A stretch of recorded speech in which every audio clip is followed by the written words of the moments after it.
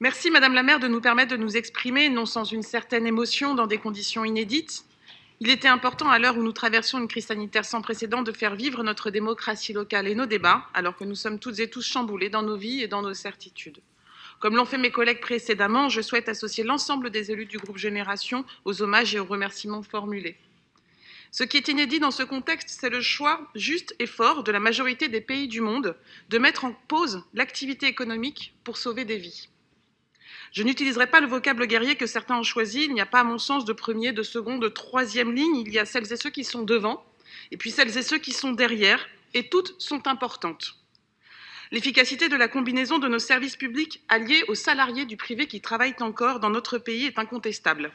Les discours et les décisions des dernières décennies qui n'avaient pour objectif que de réduire les coûts, réduire la masse salariale, s'attaquer au statut des fonctionnaires, aux services publics, qui est le bien commun de celles et ceux qui n'en ont pas, s'attaquer à l'hôpital et plus largement au code du travail, à la médecine du travail, multiplier les statuts sans protection sociale, privatiser, déréguler, délocaliser, tout cela semble aujourd'hui vraiment décalé.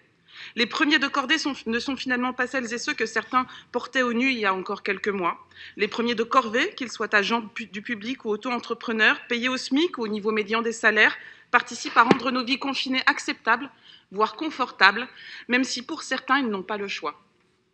Le monde de demain devra reconnaître les invisibles d'hier à leur juste valeur, avec des statuts, des droits et des salaires dignes. Alors, dans des perspectives à court et moyen terme, un certain nombre de sujets nous préoccupent, évidemment, au groupe Génération. La maire du 14e arrondissement, Karine Petit, abordera dans son intervention les questions primordiales liées au système éducatif et aux enjeux budgétaires.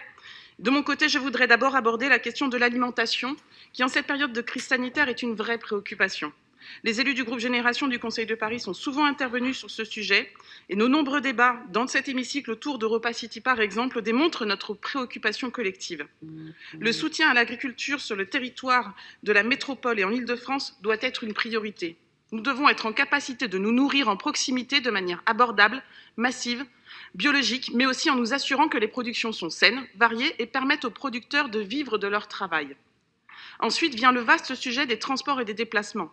Dans la période, Île-de-France Mobilité devrait, selon nous, assurer une remise en route à 100% des réseaux métro, bus, tram, RER, et ce dès le 11 mai, afin de garantir des conditions de transport sécurisées et rassurantes pour toutes et tous.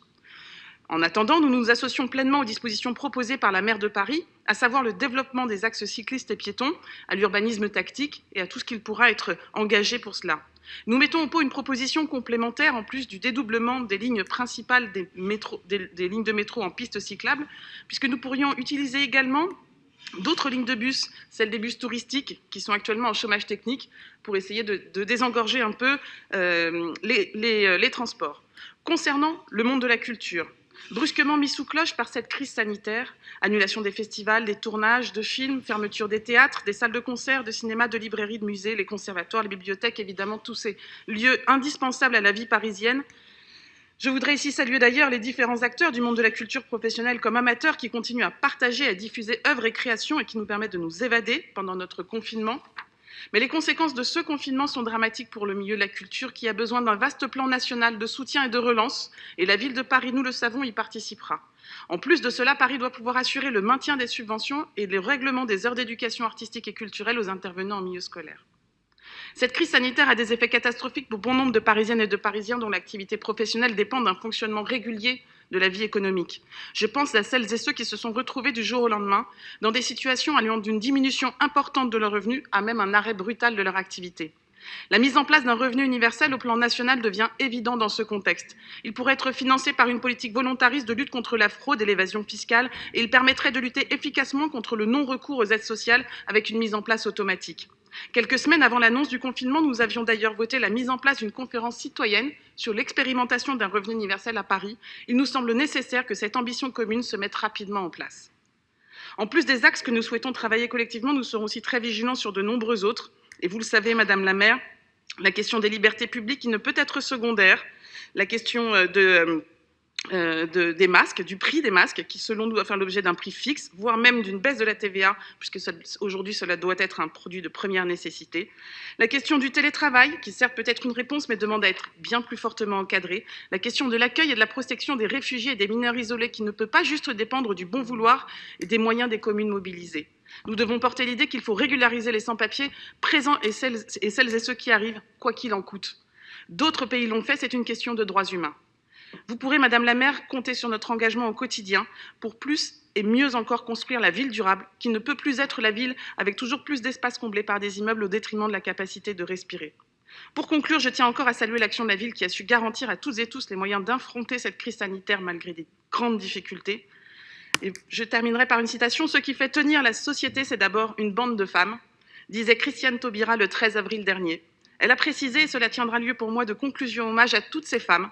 Elles sont majoritaires dans les équipes soignantes, même si nous soignons aussi avec autant de gratitude les hommes. Elles sont majoritaires aux caisses des supermarchés, dans les équipes qui nettoient les établissements qui travaillent encore. Tout ce qui tient la société, qui nous permet d'inscrire dans une temporalité dans nos têtes, nous projeter, ce sont les femmes qui le font.